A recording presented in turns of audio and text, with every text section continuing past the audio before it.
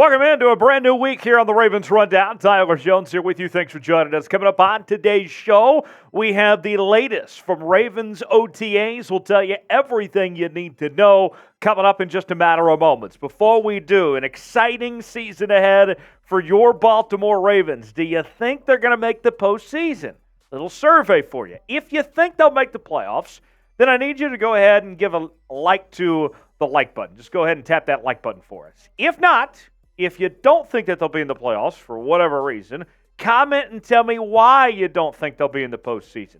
Let me know one way or the other. Like the video if you think they'll make the playoffs. If not, comment and tell me why not, and we'll get started with today's show. So we're going to go through 4 different storylines that have caught my attention so far throughout OTAs. Now, still ways to go in OTAs. We're not completely done just yet, but there are some noteworthy things that have happened so far to this point. Let's start with Nelson Agholor and the reports that we've seen out of OTA so far is the emergence of Nelson Agholor, and he was kind of forgotten about among the additions at the receiver position for this Ravens team throughout this offseason. Much was talked about OBJ and Zay Flowers and even the possibility of bringing in a guy like DeAndre Hopkins. Overshadowed was the fact that they brought in Nelson Agholor, their very first signing in free agency. Here is what Heavy.com had to say about Nelson Agholor's impact at this point. Agholor has made an immediate impact on his new teammates in Baltimore. Head coach John Harbaugh has credited the 9-year veteran for his leadership. Then Agholor went out and showed off his athleticism by out-leaping star cornerback Rock Ya-Sin for a contested catch. And we have a picture of it right now. It's just as impressive as it sounds of what Nelson Agholor was able to do head-to-head with Rock Ya-Sin, another guy that the Ravens signed this offseason as well. More on Nelson Agholor. Let's check in with Ravens country, what they had to say. The 30-year-old uses his speed and ability to get out open over the top and vertical routes, regularly finding separation from his opponents. Should the Ravens be able to draw up situational opportunities for him to shine in this fashion, he will exhibit the greater production than he did with New England. Look, we've seen Nelson Agholor be a very solid receiver in his days in Philadelphia, helping them win a Super Bowl and the journeyman receiver that he's been.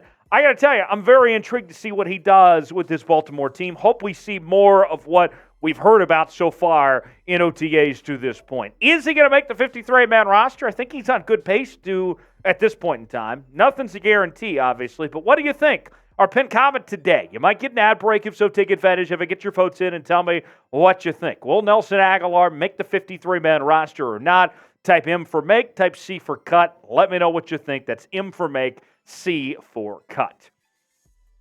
Number 2 on our takeaways from OTAs at this point, Lamar Jackson showing off the quick release. And we knew that there would be changes in this Ravens offense under new offensive coordinator Todd Monken. And one of the big changes is how Lamar Jackson plays the quarterback position. And we got some details as far as how things are changing for Lamar at this point in time. Listen to this from the Baltimore Banner. In Jackson's first open 11-on-11 period since reporting to this offseason's organized team activities, he started with a noticeable quick trigger. Jackson threw with a little hesitation after run fakes. He moved briskly through his reads before finding open receivers in the flat. He threw one short-range pass so assuredly over the middle that tight end Charlie Kolar appeared surprised to find it penned against his numbers. Jackson has always played at his own pace. Offensive coordinator Todd Monken's arrival could accelerate it somewhat. So with that, what's interesting about Lamar, when we talk about the pace of play and picking it up for Lamar Jackson, if you go all the way back to 2018, Lamar has averaged one of the bottom 5 throw times in the entire league for each of those seasons, dating back to 2018. The quick release has not been there. He has held the ball on a little bit too long, and Todd Monken would like to change that. Now, think about this. The RPO system that Todd Monken is putting in place that we're going to see here in Baltimore, more RPOs than we've ever seen before, that alone is expected to speed up things where Lamar will have to make quicker decisions. And think about this, too. One thing that also should be impacted is the deep passing game. And the numbers on that, you go back to last season, Lamar wasn't great when it came to the deep ball. He was 11 of 40 on passes of at least 20 yards or more. So with that, the quick release, getting there also should allow more opportunities to get the ball downfield as well. Something to watch for with Lamar Jackson as far as that goes. So, with that, new offensive coordinator, new weapons around Lamar Jackson. What's your confidence level that Lamar returns to MVP form in 2023? Scale it for me in the comments section 1 through 10. What is your confidence level that we see Lamar come back to the MVP player that we saw a couple years ago? Let us know in the comments section. Scale it for me 1 through 10. Got a great deal that we're offering Ravens fans right now. The Charm City Football shirt and hat combination is on sale now for $23.99. Yes, you heard that right. $23.99 at chatsports.com/Ravens Combo. Look, Father's Day is just around the corner, and I got good news for you. If you want to get this for Dad, which would make for the perfect holiday gift, you can get it just in time for Father's Day if you order it right now. Look, there's no guarantee that all of these are still going to be available by tomorrow. So go ahead and get yours today while supplies last. The awesome T-shirt and hat combo that you see right here on your screen right now for just $23.99 for both the hat and the shirt. Get yours now. Chatsports.com/Ravens Combo right in time for Father's Day. Number 3 on our takeaways, we turn our attention to the defensive side of the ball and Michael Pierce. And Michael Pierce, we did not see a lot of in 2022, and he's looking to return to form of the player that we had seen previously. And Mike Macdonald, the defensive coordinator for the Baltimore Ravens, talked about Michael Pierce, of where he stands at this point in time. Listen to this. You guys saw the start that he was off to last year. So it was disappointing to lose him. Having Mike back in the middle of the defense will definitely be a big point of contention for us moving forward. I'm excited to see what he does.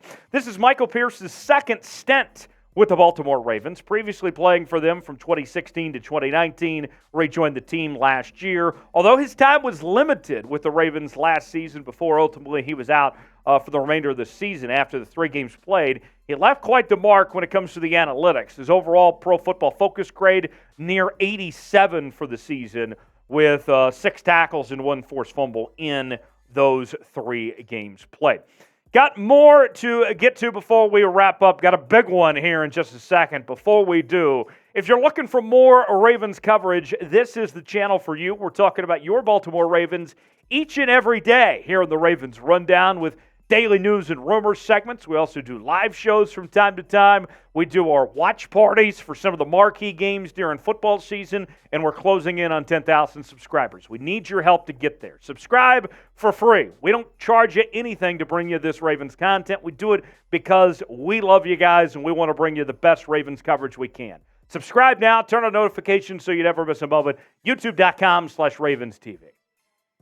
Last on the list, we turn to rookie Zay Flowers, and all indications from both the coaching staff to the players have all been positive. Every report, you are not going to find a negative thing on the internet right now about Zay Flowers. He has just looked fantastic to this point in time. Let's start with the All-Pro tight end Mark Andrews, what he had to say about his new teammate Zay Flowers. He said, seeing Zay run some routes, he was running some incredible routes today and getting open. I think it's going to be a dangerous offense. Then, wide receivers coach Greg Lewis had this to say about Zay Flowers. Zay has been fantastic. He's an eager player, eager learner. He wants to be great at everything he does, and he's been fantastic to see him out here getting the opportunity to make some great plays. He also caught the attention of the NFL Rookie Watch, which is a great follow on Twitter just to see what's going on with these rookies that enter the NFL each year. And this is what they had to say in a series of tweets here. Zay Flowers' route combinations have reportedly been incredible early on in Ravens OTAs. Flowers' quickness and explosiveness has reportedly shown up daily and impressed many people within the Ravens organization. Ravens quarterback Lamar Jackson said recently that Flowers' ability to stop on a dime has stood out. Many scouts reportedly believe Flowers could easily lead the Ravens in receiving yards in his rookie season. The Ravens rookie wide receiver is something else with a little fire emoji there. So here's a look at Zay Flowers in the Ravens uniform, as you can see, for the very first time. Looking pretty snazzy there.